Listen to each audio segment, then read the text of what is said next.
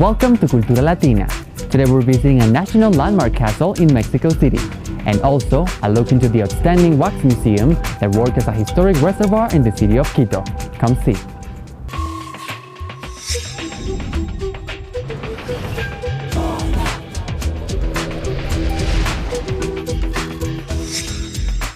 Hidden in the heart of the Mexican capital is the Chapultepec Theater, a place filled with incredible architecture and diverse paintings. Come see. I'm Salvador Ruedas Smithers. I am currently the director of the National Museum of History, and I was born in Mexico City.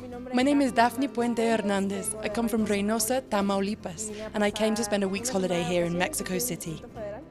My name is Sofia Morales. I'm from Reynosa, Tamaulipas. I'm visiting the city, and Chapultepec Castle has always been one of my favorite places.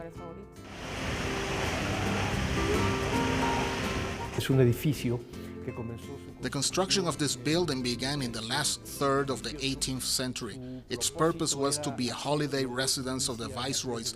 Matías de Galvez began the project, and it was continued by his son, Bernardo de Galvez, but it was left abandoned by the end of the 18th century. At the beginning of 1830, and with the independent republic, it was decided to be established as a military base.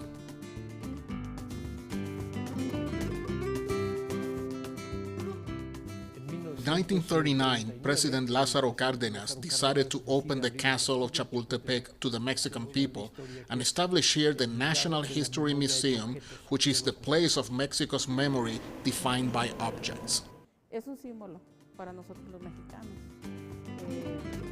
is a symbol for us Mexicans. I was saying to my friends that I would not blame anyone from wanting to live in a place like this. It is a wonderful sight. It has beautiful architecture. It is a jewel of our heritage. Well, I came here to see our history, the history of our country, which is an impressive history that makes me very proud to be Mexican. At the inauguration of the museum, the speech of the director of the time was about establishing the Chapultepec Castle as a place where the life of a Mexican could be fully developed, from children learning through history, but above all, having access to art and entertainment.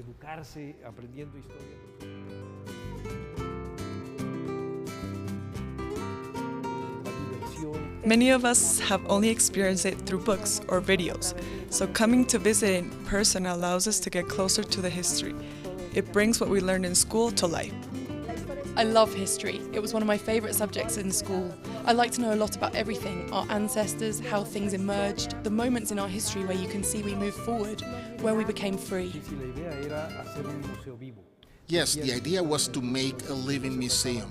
The director at that time said that it was not about leaving the Chapultepec Castle, the tomb of history, but rather the opposite, to make it come alive, that it constantly changes and grows, that there be moments of creativity that are open to the public of all levels, but above all to those that don't have access to the more enclosed or elitist places.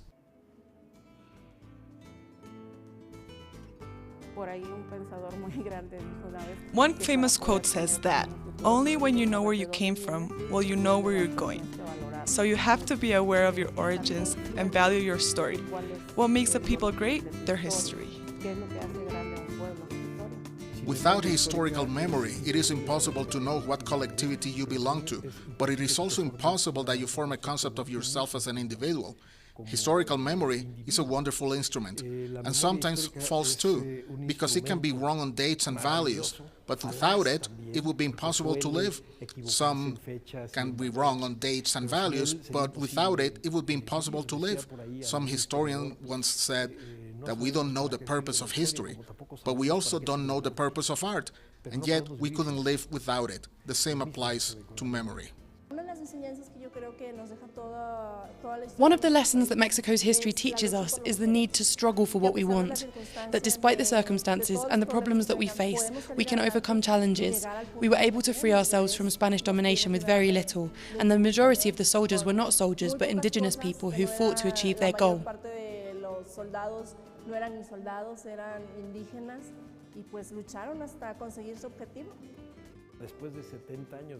After 70 years since the museum opened, there are some people, when you say, let's go to the National Museum of History, they have no idea that you are saying, let's go to Chapultepec Castle. However, when you say, let's go to Chapultepec Castle, they always come to look for the Niños Héroes, Carlota, Porfirio Díaz, the heroes of the revolution. They know that in this place are the ghostly voices of the men and women who in one way or another are responsible for building Mexico.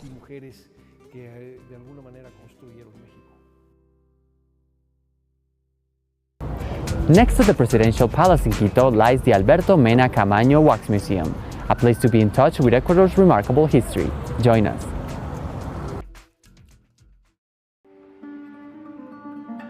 Located in the Metropolitan Cultural Center of Quito is the Alberto Mena Camaño Museum.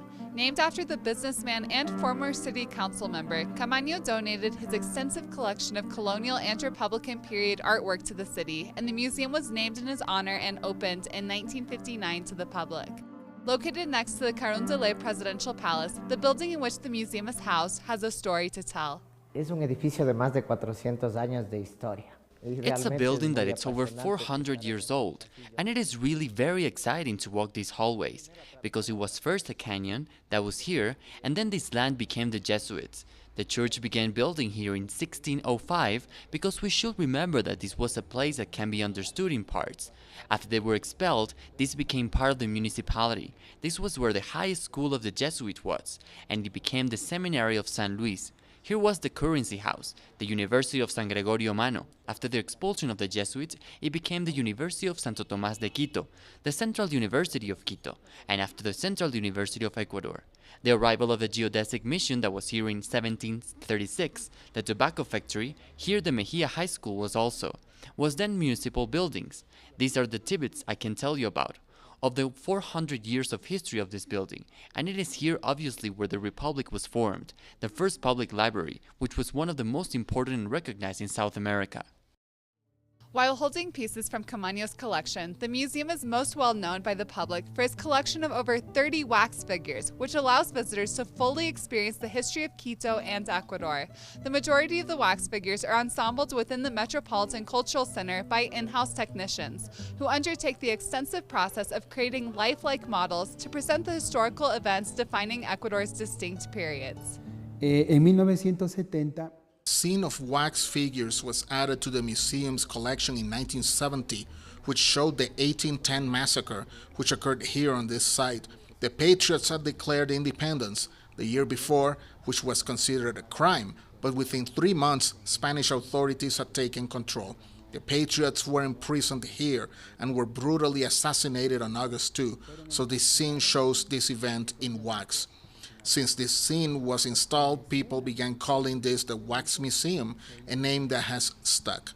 The display, called From Quito to Ecuador, is made from wax. It presents various scenes in wax which show how we went from being a colony based mainly in Quito to the Republic of Ecuador we are today.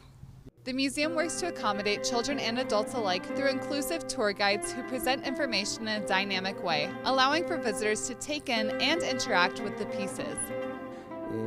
Our principal objective is to reach citizens with these displays that we can understand more of our heritage, our identity, and our history. Free of charge and attracting some 60,000 visitors per year, the Camaño Museum is one of the most popular in the country, bringing national and international visitors closer to Ecuador's history.